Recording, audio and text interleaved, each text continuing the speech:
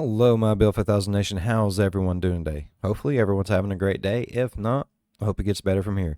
We are back with another Coffeehouse Crime. This one is titled Psychosis or Self-Entitled Murderous Brat. Damn.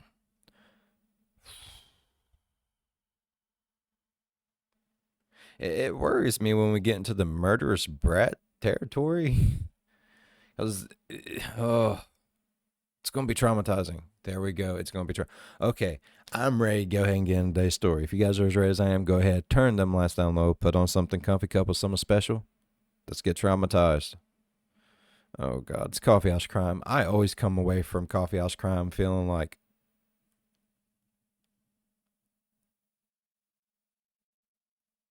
what?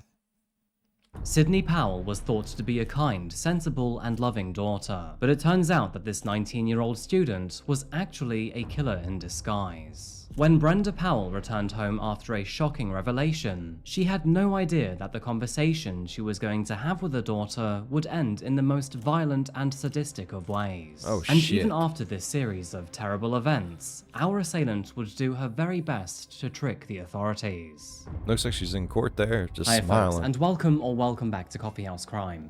My name is Adrian, and today we're looking at the potentially clinically insane case of Sydney Powell. Now I say potentially because, well, just watch the video and find out for yourself, but this one will be sure to split the audience. By the way, Coffeehouse Crime is all about true crime, strange and chilling stories, and the best way to support me is by subscribing to the channel. So, if you want to see... I agree with this man 100%. Best way to support any YouTuber, subscribe. Don't just watch, subscribe, peoples. It helps everyone. More stories like this, please hit subscribe now. I also try to respond to most comments in the first hour of all videos going live, so if you want to catch me, hit the bell notification too. And now, with that said, please grab yourself a coffee, pull up a seat, and get ready for the deep dive. This is the case of Sydney Powell. Oh, and I did get a message on YouTube saying that they are looking into messages not being able to be clicked on and stuff.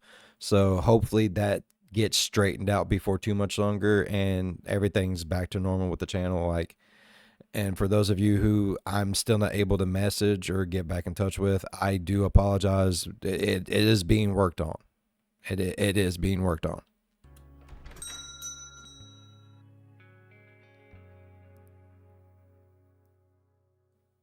Welcome to Akron, Ohio, folks. Found just south of Cleveland in the Buckeye State, Akron is a relatively small city with no more than 200,000 residents calling it home. Known as the rubber capital of the world, there are only two things that could possibly mean. Unfortunately, it's the boring option today. Akron is well known for its tire production, with the likes of Goodyear, Firestone. See, I like Akron, Ohio. I've been to Akron, Ohio a few times. My Uncle Louie is from Akron, Ohio. And I loved going down there. I mean, he's unfortunately no longer with us, but I loved going down there and visiting like some of the best people in the world. Well, and I haven't been back to Akron since he passed away, and that's been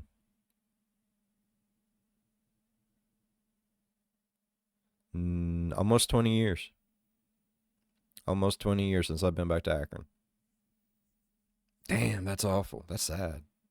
Goodrich and General Tire calling this place home. Surprise, surprise, manufacturing comes full circle here too. The city is also becoming well known for its illegal dumping of tires, and the council has so far identified over 4,000 stray tires this year looking for a good home. There is a dark side to Akron's history too. The city is plagued with chemical toxicity from the constant release of polymers into the land, water, and air. And although it is rather mild, that makes it even worse in a way. Because chronic diseases caused by these occupational toxins take 20 to 40 years to manifest. I was about to say, like, the more milder it is, the longer it takes to seep into you, and it's harder in the long run. If it's higher amounts, it's getting into you faster, it's hitting you faster. Like, it's really awful whenever it's so minimal that you don't even know you're slowly getting murdered by that shit. Maybe it was the fumes that made our killer in this video so incredibly thick. But before we get Maybe. there, let me introduce you to an incredible woman named Brenda Powell. Hells yeah. Born on let's March do the it. 19th, 1969 in Salem, Ohio, Brenda Powell was a natural caretaker. Even from a very young age, she loved There's a Salem, Ohio? I didn't know that. That's cool.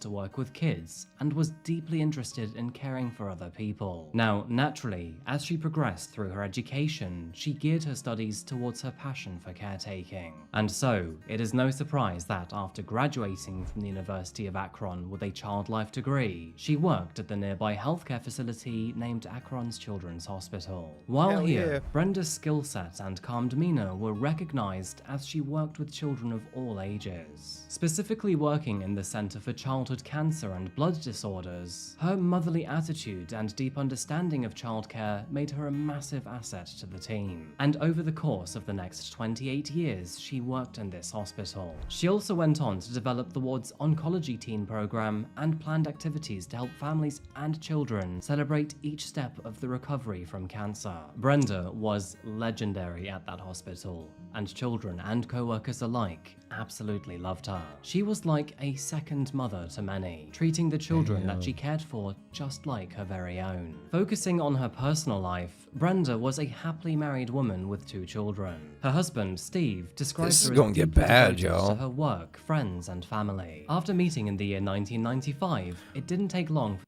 What's the rule? What is the rule on this channel? If it's too sweet, it's definitely too good to be true. Bad, it's good. The sweeter, the worse. It's going to get. Oh my god, like this is so sweet. It's giving me a toothache. It's going to get really, really bad. For the couple to tie the knot, and only a year later, the two were happily married. Soon after marriage, they found their firstborn daughter to be on the way. The couple excitedly named her Sydney, and soon after, her brother Andrew followed a few years later. The 4-person family happily lived together peacefully in Akron, Ohio. Brenda and Steve were financially well off too, meaning the family did not have much to worry about when it came to money. Hats off to them, they provided a stable and happy home for their children, and hopefully they would end up just as healthy as their home environment. Sydney and Andrew were born into a Catholic home, and as for education, Sydney first attended St. Sebastian Elementary School before graduating from St. Vincent St. Mary High School in 2018. While in high school, Sydney performed exceedingly well and was well known to be an absolute pleasure to be around by both teachers and students alike. She was friendly but not outspoken, and was well liked but did not go out of her way to grab attention. I guess you could say that she was ambiverted or quietly confident. Friends say she came across as shy when you first met her, but over time, when she warmed up to you, her personality would shine through. And on the sports field, she was a talented athlete. After graduating high school, Sydney decided to attend Mount Union University, which is around an hour away from Akron. In her mind, this was far enough to give her space, but close enough to get back to family if she needed them. Smart. Due to her academic success in high school, Sydney was awarded a scholarship by Mount Union, which she gladly accepted. Although it was bittersweet to say goodbye to her parents, she knew that, in the back of her mind, they were never more than a short drive away from her. Speaking of her parents, Sydney had fostered a great relationship with both of them throughout her younger years. And while she did get along very well with her father, she was incredibly close to her mother, Brenda. I mean, thanks to her mother's background in childcare, the two were very tight from the beginning. They had a very healthy relationship, and Sydney would often come to her for advice, a chat, or even just to send memes. Now, Sydney's first semester at university started very successfully, and she was living with her best friend from high school named Lauren. As their first semester progressed, Sydney found it rather easy to come out of her shell and meet lots of new people. She joined a sorority, met more people around campus, and gained newfound confidence. From the outside, it seemed that nothing could stop her from having an incredible 4 years at Mount Union, but unfortunately, that would soon fall apart. Over the course of the next 3 semesters, Sydney What'd she do? excelled in her academic work, passing each course with flying colours while making many new friends among her peers. And during the summer, she would move back home to rekindle a close relationship with her family, while simultaneously working all around Akron in part-time jobs. Now, bear with me and my explanation here, because it's very important to our case today. When it came to academics at Mount Union, students could view their progress through an online portal. They could view syllabi, contact teachers, and plan study groups here too. Now, the parents also had access to this portal, where they could pay tuition, contact school administrators, and stay up to date with the college and its attendees. However, they wouldn't be able to automatically see their kids' grades. While Sydney's parents could theoretically submit grade requests if they wanted to, they knew that their daughter wasn't having any issues at school. She had done so well in high school that, in their minds, she was maintaining those high marks at college too. Now, Sydney hadn't alerted her parents to any issues either, and so when her father Steve logged onto the portal in January of 2020 to pay her tuition fees, he didn't even bother to check her marks. Strangely enough though, after entering his usual login details, he was then immediately kicked out and unable to sign back in. After informing Sydney about the situation, she promised to contact the staff and get it fixed.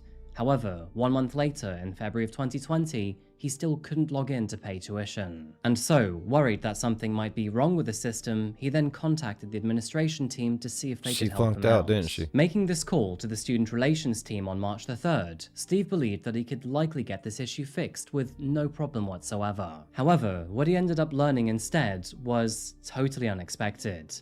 The reason he couldn't pay tuition was because Sydney was no longer enrolled at university. And so now, Steve was left wondering what on earth happened with his daughter. Surely this must be one huge mistake. I mean, what could possibly have happened to cause his daughter to leave so abruptly? After all, she had been an academic star for so long throughout her education. That's a good question. As any concerned parent would, he inquired further, but was quickly shut down by the Mount Union administration. They claimed that the nature of that information was private to Sydney only, and if he wanted to find out more, well, he would have to talk to her directly first. Unknown to him, but Sydney had actually been on academic suspension since December of 2019. This happening after failing 3 out of her 4 grades for the autumn semester of her sophomore year. Now, while this sounded serious, and I guess it was, it did not technically have to be the end of Sydney's college career. Her suspension was only for 1 semester, and she could prove her worth again simply by re-enrolling the following semester if she wanted to. Now, when a student at Mount Union is academically suspended, they are sent a letter informing them of the suspension process and how to proceed. This letter is extremely important to the student, as it needs to be signed, dated, and then returned to the school in order to re-enroll. And while we know that Sydney did actually receive this letter, we aren't quite sure why she chose not to sign it and return it. I mean, it's not like she didn't want to be there either, because even after her suspension, she continued to live at college as if nothing had happened. To make things even stranger, she even continued to go to class, attend sorority meetings, and hang out with friends during this time frame. However, no surprise, this was clearly against school rules, and so, soon enough, Sydney found herself facing the administrative board. At first, the university seemed to be rather understanding of her situation. It makes sense that a student may have difficulty accepting their new reality, and to provide an additional layer of comfort, the administration team even offered to help Sydney break the news to her parents. Instead, she lied to the board, claiming that her parents already knew of her suspension but were on an extended holiday, and therefore couldn't help her move out of her dormitory. But after their 3rd meeting with Sydney, she no longer had an option, and on February the 24th, she was evicted and forced to move out alone. Still unable to face her parents, she resorted to staying in nearby motels until the 3rd of March. And of course, that is when her father Steve found out about her web of lies. Both amazed and bewildered by the news, Steve then hung up the phone before checking Sydney's location. You see, the family shared a tracking app to keep each other safe and know each other's whereabouts, and that is when he learned that Sydney was currently back at the family home. But before returning home, Steve called his wife Brenda to let her know about this very strange and concerning situation. No surprise, neither of them were too pleased. I Uh-oh. mean, to put things blunt, their daughter had basically failed out of college and then lied about the situation for several weeks. How would you feel if your kid did that to you? Instead of getting overly upset, Steve knocked the asked shit Brenda out of to him, meet bruh. him at home after she finished her work. In the meantime, he would try to understand Sydney's side of the story. And so, leaving his own phone at the office so Sydney wouldn't see him coming, he then returned back home in his car, arriving shortly after 11:30. When confronted, Sydney quickly broke down. She told her father that all of her friends seemed to have it all figured out, that they were working towards degrees that mattered, had tangible goals, and were actively pushing towards their dreams. Yeah, But that's what you do. sadly, Sydney no longer felt that way anymore, and when comparing herself to the people around her, she felt like a failure. Self-esteem can be a challenging thing to work through. It is often said that while we are busy doubting ourselves, others around us are enamored or even intimidated by our full potential. And sometimes, in those moments of self-doubt, you must focus on the perspective of those who love you and not your own. And Steve understood that and knew how bright his daughter really was. He That's reassured awesome. her that if she put a little bit of effort in with him, they could help her get back on the right path together. Feeling better about the situation, Steve told his daughter to sit tight and talk to her mother when she returned home. But as for himself, he needed to go back to the office. Back at work, Steve received a text message from Brenda. She had left work early to get back home, arriving around 12:15 p.m. 26 minutes later, at 12:41 p.m., Steve responded with, "What did you discuss with Sydney?" Sadly, he would never receive a message back. Only 10 minutes later, Steve received a phone call from one of his friends, that being a detective with the local police department. He called Steve to ask if everything was okay, because apparently he had heard that officers had just been dispatched to the Powell residence. Something was wrong. What Steve and the police didn't realize is that at the time Brenda was walking into the family home to speak to her daughter, she was actually on the phone to student relations. And while Mount Union staff were talking to Brenda, they suddenly heard a loud argument and some very concerning sounds. A series of screams echoed down the phone line, followed by several thuds and then a loud crashing sound. And then, all of a sudden, the phone line went dead. Concerned for Brenda's safety, the Mount Union staff immediately called 911. They then tried to call Brenda back numerous times, and after several attempts, they finally made their way through. But the other person on the line wasn't Brenda. It was someone impersonating her. Staff knew that this was Sydney immediately, and after calling her out and telling her that the authorities were on the way, Sydney abruptly hung up the phone. Steve, who was still in the dark with the situation, was now beginning to panic. He had just been at the property, so what possibly could have happened in the hour he was away? Frantically calling both his wife and his daughter, it took multiple phone calls before Sydney finally answered. She sounded terrified and claimed that someone had broken into their house. When Kenneth and the other officers arrived on the scene at 1900 block of Scudder Drive, it was a complete disaster. The house was in total disarray. Multiple windows were broken, and blood could be found everywhere. Sydney was found frantically crying outside on the driveway. The young woman appeared to be completely distraught, and was clawing at the asphalt enough to make her fingernails pull back and bleed. Officers pulled her away to a quieter place to calm her down, and once she was able to calm down enough, she told them what had allegedly happened. Sydney claimed that while she was having a conversation with her mother about her school grades, an armed stranger suddenly broke into the property. Brenda then told Sydney to run and get help, but when she returned, she found her mother lifeless on the ground. Apparently, she had been stabbed multiple times and was bleeding out. Paramedics rushed Brenda to the hospital. They confirmed that she'd been stabbed more than 36 times, and that, furthermore, she had experienced blunt force trauma to the back of her head. Holy Sadly, shit. the extent of her injuries was all too much for her, and soon after arriving at the hospital, she was pronounced dead. Meanwhile, at the crime scene, officers were still trying to piece together what exactly happened. The house was absolutely trashed, and there was an obvious sign of struggle. Furniture was flipped over and smashed, and there were bloodstains in multiple rooms. To investigators, the story that Sydney was feeding them was becoming increasingly far-fetched and suspicious. For one, she had blood all over her hands, and that's when they noticed that she had wounds on her face, torso, and arms. In addition to this, the officers were also quick to note that most of the windows seemed to be broken from the inside rather than the outside, of course therefore suggesting that this was a staged break-in.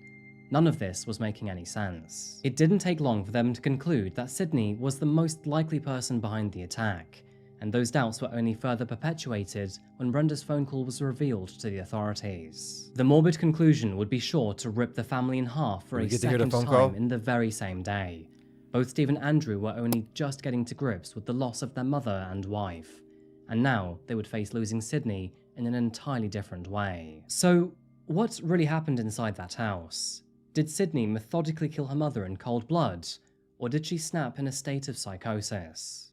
On April the 6th, Sydney Powell was officially indicted on charges of murder, felonious assault, and tampering with evidence. On April the 17th, after pleading not guilty, the judge granted her a bond of $25,000 with maximum pretrial supervision alongside a mental health evaluation. Sydney was sent to reside with her grandparents under their very close watch, with daily checkups from the police to make sure that she was behaving. After evaluation by a medical professional, Sydney's attorney changed her plea to not guilty by reason of insanity. This set back the trial quite significantly, and a second medical examination was requested by the Summit County prosecution. In order to proceed with the trial, it needed to be very clear whether Sydney had premeditated the attack or was going through a mental break when she killed her mother. Despite the terrible murder, Sydney's family members still supported her before the legal proceedings began. Speaking during pre-trial, Steve said,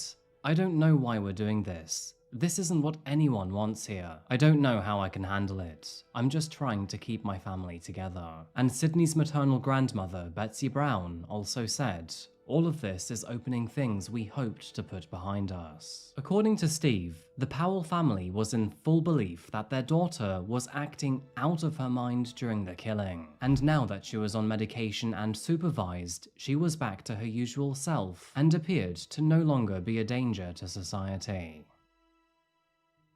Despite their pleas, her 10-day trial would begin on September the 7th, 2023. Many witnesses were called to testify, including one of Sydney's teachers, the staff that spoke to Brenda over the phone on the day that she died, and numerous mental health experts. Day one of her trial included both sides making their case. Sydney's defense team claimed that she was dealing with undiagnosed schizophrenia and was out of control in a psychotic break when she killed her mother, hence justifying her plea of insanity. They would also point out a lack of motive, and the sheer brutality being entirely out of character for her. In short, this was simply not something Sydney would do in a sane state of mind. But on the other hand, the prosecution claimed that Sydney was utterly aware of what she was doing. Trying to cover up the crime scene and trying to impersonate her mother. Do we get to hear the phone call? Were all strong indicators of a sane person trying to mislead the investigation. Sydney's father took to the stand and painstakingly went through the events of the day that led up to the murder. Friends and co-workers of Brenda also spoke about the shocking murder and how, to their knowledge, the mother and daughter had a very close relationship leading up to the death. Mount Union officials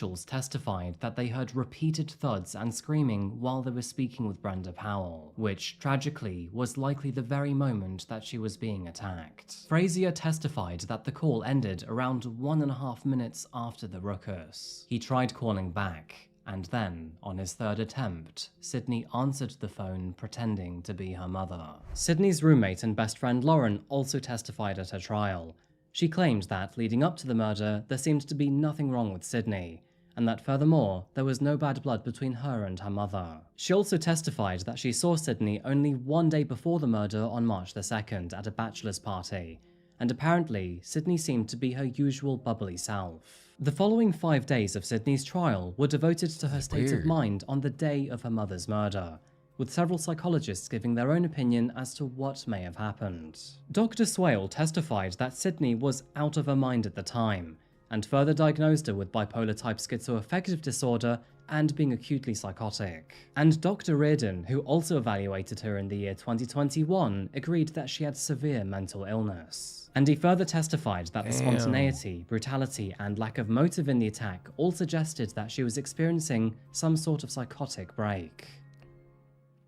On the other end of the spectrum, clinical psychologist Dr. Sylvia Obradovich came to the conclusion that Sydney was malingering or exaggerating her mental illness to escape responsibility. She explained that the best source of information for an insanity evaluation is what was said and felt at the time of the incident, and that in this case, it simply did not add up to schizophrenia. She also noted that Sydney reported that she was experiencing symptoms at the age of 11, which would make her case extremely rare. Interesting fact, but women typically experience symptoms of schizophrenia for the first time from their mid to late 20s, making Really? Sydney Powell's case extraordinarily unusual if it was true. Both sides gave very compelling arguments, but on September the 20th, 2023, and after deliberating for 9 hours and 23 minutes, the verdict was finally in. The jury unanimously found 23-year-old Sydney Powell to be guilty on account of murder, felonious assault, and tampering with evidence. Hell yeah. Verdict form number 1 as to count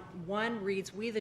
Like, even if she does have all these problems, she still needs to be put somewhere until she gets up. Like, either way, she needs something. You know what I mean? The jury in this case, being duly impaneled, sworn, and affirmed, do hereby find the defendant Sydney Powell guilty of the offense of murder as charged in count 1. Verdict form number 2 reads, "We the jury in this case, being duly impaneled, sworn, and affirmed, do hereby find the defendant Sydney Powell guilty of the offense of murder as charged in count 2. Verdict form number 3 reads, "We the jury in this case, being duly impaneled, sworn, and affirmed, do hereby find the defendant Sydney Powell guilty of the offense of felonious assault as charged in count 3. And finally, verdict form number 4 reads, "We the jury in this case, being duly impaneled, sworn, and affirmed, do hereby find the defendant Sydney Powell guilty of the offense of tampering with evidence as charged in count 4. On September the 28th, 1 week later, Sydney appeared in court for the final time for her sentencing. In the end, for the murder of her mother, she was given an indefinite term of 15 years to life in prison. On count 1, ma'am, I sentence you to an indefinite sentence of 15 years to life in the Ohio Department of Corrections. On count 4 of the indictment, I sentence you to 3 years in the Ohio Department of Corrections. Those 2 sentences to be run concurrent with and not consecutive to each other. No, Just a random side note, but many people who followed this trial online were quite outraged at Sydney's family, who provided continuous support to her throughout her trial. Most of Sydney's family believed that she was not in her right mind at the time of murdering her mother, and her father still believes that she should be free from the judicial system. I mean, it seems to me like everyone was saying that she's got mental problems except for one person. There was just like, no. The way she was talking and the fact that she's too young means no. But that doesn't mean it is no just because she's younger than what it normally is. It said it would make it, you know, that much more whatever, right? Like, it's now, just because it doesn't happen till that age, most of the time doesn't mean it can't happen before that age, right? I mean, I can't blame the family if that's nothing like her, and then all of a sudden, like, the dad was there, nothing happened, the mom gets there, and then she's on the phone. The next thing you know, she's dead. Like, what happened within that hour? What did happen? What was the phone? Do we not get to hear the phone call? If anyone out there knows of a channel that's done this story and you actually get to hear some of the phone call, leave it in the comment below for me, please. Honestly, it is quite hard to form an opinion here, because on one side, Sydney's family definitely know her best, but on the other, they are quite clearly biased. Regardless of her mental state, murder is still murder, and in my opinion, she should still face the consequences of her actions. Which, quite clearly, she is now, and Sydney will spend many years of her life behind bars, hopefully racked full of guilt. But anyway, I'd love to know what you think about this one, because I think I need more information before I can make a informed decision there, Adrian. I'm serious. Like, I want to hear the phone call. Because if this girl, everyone's like, yeah, she's got bad mental problems, and then one lady comes in or one doctor person comes in and says, hey, that don't usually happen at the age of 11. That don't usually happen to your 20s, and the wording doesn't match up in the phone call. I want to hear the phone call. Like, how's everyone else going to say that this little girl was batshit crazy, and then one person be like, nah, and they'd be like, okay, yeah, no. I don't know. I think I need more information before I can make an informed decision. I'm not just making an informed decision without before I get all the facts. Because I know my peoples is going to leave me a link in my description to a video that has that call if possible. Because I love you guys and you guys are amazing. Other than that, I really enjoyed today's video. This was a really good video. If you enjoyed today's story as much as I did, please go down there, leave a thumbs up. It really does help the channel grow. While you're down there, go on over and slap the subscribe button. Become part of the Build for 1,000 Nation. Let's grow together. Ignore that part. And while you're down there, going over and ding that bell. It might work for you. It might not. It probably won't. It usually don't. But if it do, jump on in on one of my premieres, go over in the live stream and be like, hey, Bill, what's up? How you do, bud? Leave a like and dip. Be like, you dinged me. You dinged me so good. Yeah. As always, be good to one another. I'll see you in the next one. Bye-bye. Damn, Adrian, I knew I was going to come out of this one all fucked up, but damn, bro, that one was really fucked up.